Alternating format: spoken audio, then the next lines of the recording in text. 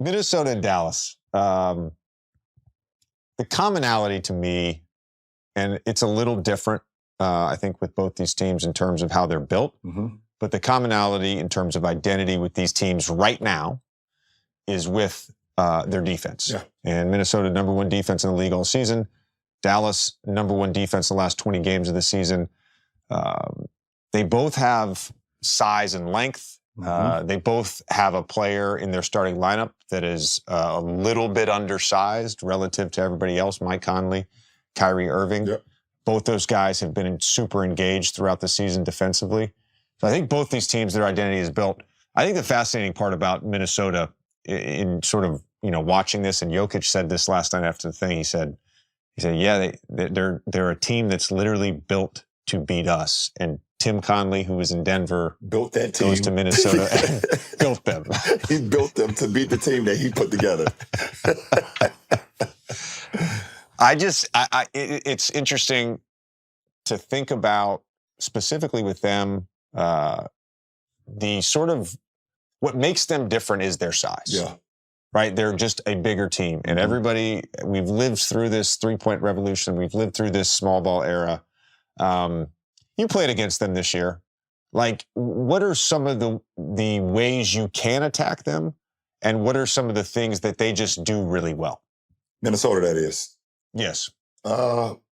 Minnesota is one of the few teams, if not the only team in our league, that makes the court seem smaller because of their length.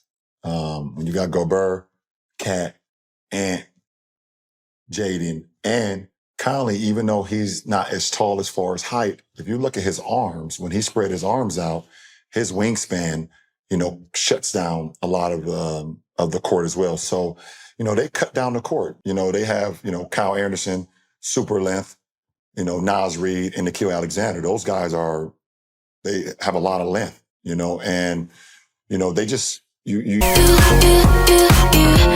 it's magnetic.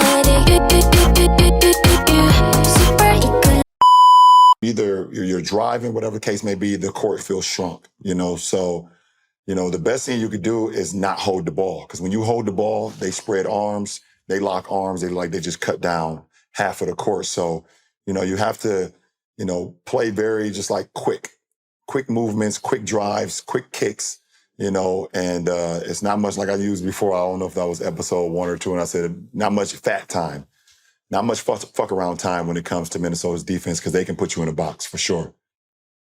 Yeah, and then you add in the fact that they can match up positionally if they want. Yeah. They can cross-match if they want and use Gobert as a roamer and have him just sort of clean up different stuff. It's going to be interesting to see, just how Dallas involves Gobert, whether that's in pick and roll, whether that's sort of off ball, if he is cross-matched for whatever reason. Do they try to play a little small at times? Like, I could imagine potentially a non-lively Gafford lineup, right? With one of them out. Yeah. Rick used to do that all the time when we would play against the Jazz. And what's a big hurt for Dallas in this series is no Maxi Kleber. Because he having him at the 5, would alleviate, a lot of what Minnesota is trying to do with his ability to guard bigger guys and also hit the 3. So, it's going to be challenging to see if Dallas, if J.K. and his coaching staff kind of goes to a smaller lineup to kind of get Gobert, to try to get Nas Reed and those guys out on the perimeter. But who is the 5 guys? You go Luka, Kyrie, Derrick Jones, P.J. Washington, and Tim Hardaway. He's kind of been not in and out of the rhythm because of you didn't play late. Josh Green, so Dante Exum is kind of feisty. Josh Green is feisty. Josh Green is feisty, but they will definitely put Rudy on Josh Green for sure. They will put him on Josh Green and see if he can make a couple shots. But we'll see. It'll be definitely a game of chess for sure when it gets down to it. Yeah. Yeah, and then Dallas, of course, I mentioned the defense. They're unique because they have 2 insanely great shot creators, both for themselves and for other people. P.J. Washington and Derrick Jones Jr. have been phenomenal in this playoff run. Phenomenal. And I think one of the big things in this series, and it goes back to 2 on the ball, right? Is can Minnesota stay out of that? Where I think at times the Clippers and OKC got in trouble, and you got to give credit to Dallas, of course, for actually making the shots. Mm-hmm. But where they got in trouble at times was putting 2 on the ball against Kyrie and putting.